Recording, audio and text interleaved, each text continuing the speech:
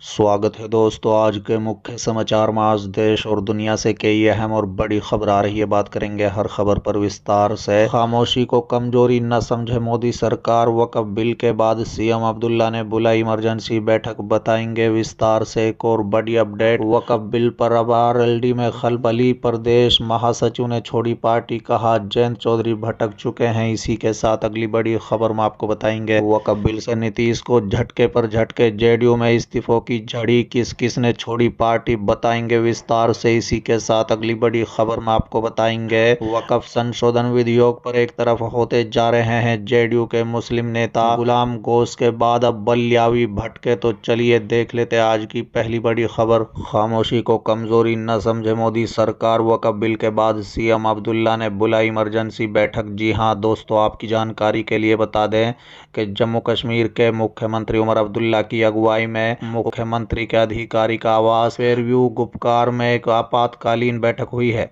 इसमें national conference के सभी विधायक और गठबंधन के सहयोगी शामिल हुए। बैठक के दौरान सत्तारूढ़ गठबंधन ने केंद्र सरकार को कड़ी चेतावनी दी।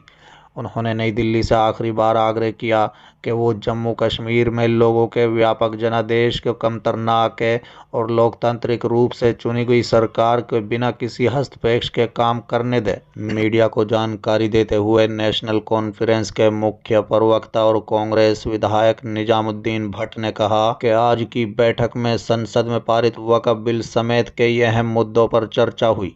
ये बिल देश के मुसलमानों और अल्पसंख्यकों के खिलाफ है और हम इसका विरोध करते हैं। दूसरा अहम मुद्दा, जम्मू कश्मीर की जनता द्वारा एनसी के नेतृत्व वाली सरकार को दिया गया जनादेश है। हमने एक बार फिर मांग की है कि भारत सरकार इस जनादेश का सम्मान करे। इस पर कोई समझौता नहीं किया जा सकता। विधायकों ने आज सर्वसम्मति से ये दोनों प्रस्ताव पारित कर दिए हैं। उन्होंने कहा है कि केंद्र को हमारी चुप्पी और सहयोग को कमजोरी नहीं समझना चाहिए। उन्होंने कहा है कि हम आखिरी बार ये अपील अनुरोध के तौर पर नहीं बल्कि सख्त चेतावनी के तौर पर कर रहे हैं कि हमें मजबूर न करे और उस जनादेश का सम्मान करे जिसकी प्रधानमंत्री और गृह मंत्री हमेशा प्रशंसा करते रहे हैं। चलिए अगली खबर, वक्फ बिल से नीतीश को झटके पर झटके, जेडीयू में इस्तीफों की झड़ी, किस किस ने छोड़ी पार्टी, बताएंगे विस्तार से। जी हां दोस्तों, आपकी जानकारी के लिए बता दें, वक्फ संशोधन विधेयक को संसद में पारित होने के बाद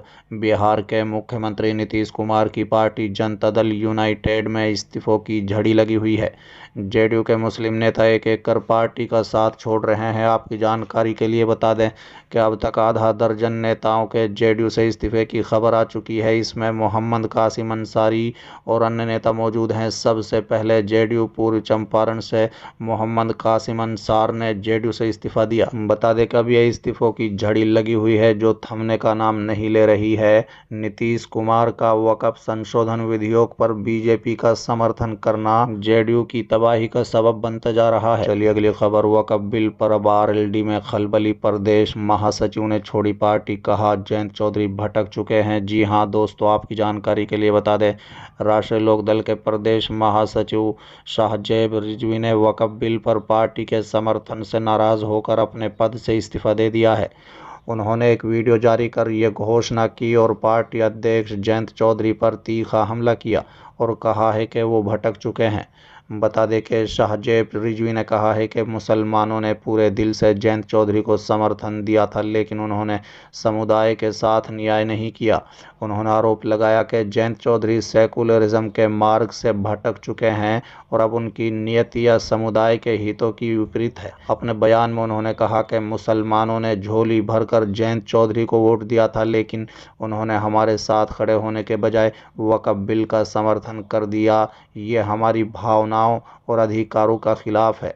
अपने वीडियो में उन्होंने कहा है कि जिन पार्टियों के मुसलमानों ने समर्थन दिया और मुख्य धारा में लाया, आज वही पार्टियां उनके खिलाफ बने कानून का समर्थन कर रही है। उन्होंने खास तौर पर जयंत चौधरी का नाम लेते हुए कहा कि जो नेता खुद को सेकुलर बताते थे, आज उन्होंने मुसलमानों को धोखा दिया। उन्होंने कहा कि पश्चिम उत्तर प्रदेश में राष्ट्रीय लोकदल यानी आरएलडी के 10 विधायक चुने गए, जिनमें मुसलमानों का बड़ा योगदान था। मुसलमानों ने एक तरफा वोट देकर इस पार्टी को मजबूत किया, लेकिन अब जब उनकी ज़रूरत थी तब पार्टी ने उनका साथ नहीं दिया। साथ ही उन्होंने ये भी कहा है कि सरकार आती जाती रहती है, लेकिन सिद्धांतों से समझौता नहीं करना चाहिए। चौधरी चरण सिंह के बताए रास्ते से भटकना सही नहीं है। उन्होंने बताया कि मुसलमानों के मन में विश्वास था कि ये पार्टी उनके हक की बात करेगी, लेकिन अब वो खुद को ठगा हुआ महसूस कर रहे हैं।